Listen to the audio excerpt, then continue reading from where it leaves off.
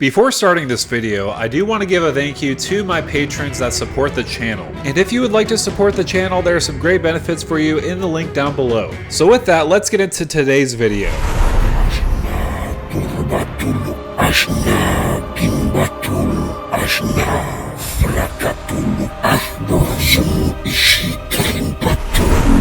Hey, what's going on YouTube? This is Devin coming back at you with another video today on PubStomp MTG. So with this video, we're going to go over Saruman of many colors.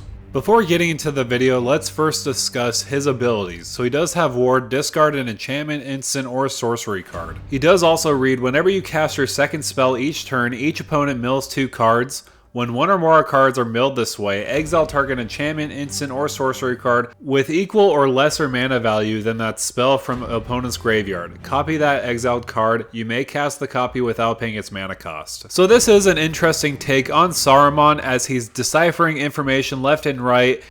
So from a lore perspective, this is pretty accurate, on point with Saruman, and a funny fact that I'd never considered before reading the books. I read the movies before I read the books, and it was an absolute shocker to find out that Saruman actually took over Hobbiton. If you didn't know that, I would definitely check it out. It's pretty interesting in the book how they uncovered that with Saruman taking over Hobbiton. However, I'm going to move over and talk about some cards that you may want to consider. First, we're going to talk about thematic choices you may want to consider in the deck.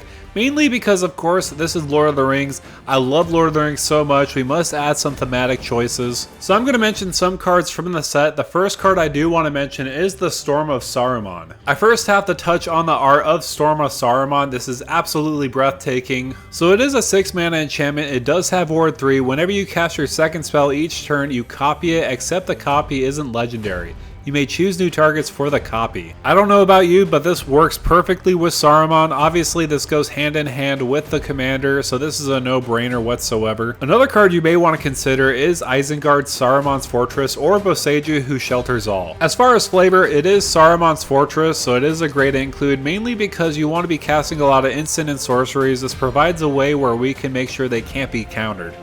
Another card you may want to consider for your deck is Shadow of the Enemy. So it is 6 mana, exile all creature cards from target player's graveyard. You may cast spells from among those cards for as long as they remain exiled, and mana of any type can be spent to cast them. Since we are going to mill our opponents a lot with Saruman and some other cards we do have in the deck, this is a perfect fit so that we can get a lot of cards that we could play and we can cast them for any mana. With these kind of spells, usually they're until end of turn you could play those spells, but this is as long as they remain exiled, so you can play them forever, however long you want. With that said, we're going to move on to the next part of the video, talking about playing 2 spells. We want a lot of cantrips. We also want to have a lot of great value out of playing 2 spells. So I first thought of Fijara, Judge of Valor. She does have flying and lifelink. Whenever you cast your second spell each turn, look at the top 3 cards of your library, put one of them into your hand and the rest into your graveyard. Because we want to be casting our second spell each turn with Saruman already, Fijara is absolutely perfect because it's just going to provide extra value on top of that, giving us some card advantage. I did also want to bring your attention to OG,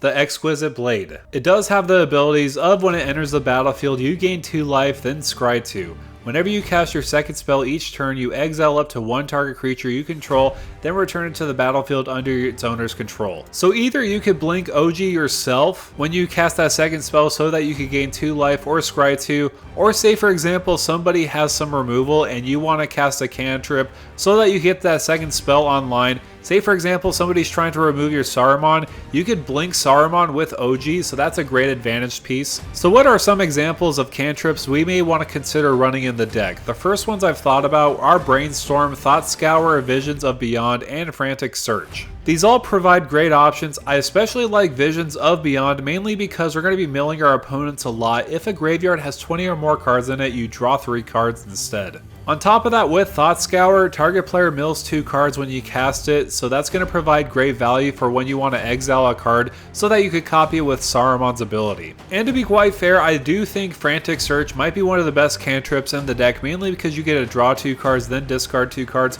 but most importantly you untap up to 3 lands. The ability just to play more cantrips, mainly because of Frantic Search, is just a great option overall. However, with Saruman, the best kind of value you should be getting with him is definitely milling your opponents. You want to mill your opponents so much so that you can get the best cards out of their deck. So the first card I do want to bring your attention to is Mesmeric Orb.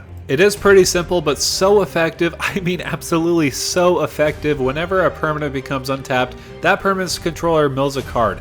That does include ourselves, but with everybody else, we're going to get so much value off of that. If this card is in play, I'm kind of envisioning somebody with a landfall theme where they have like 20 lands on the battlefield. If they untap with all their lands, they're going to be milling 20 cards.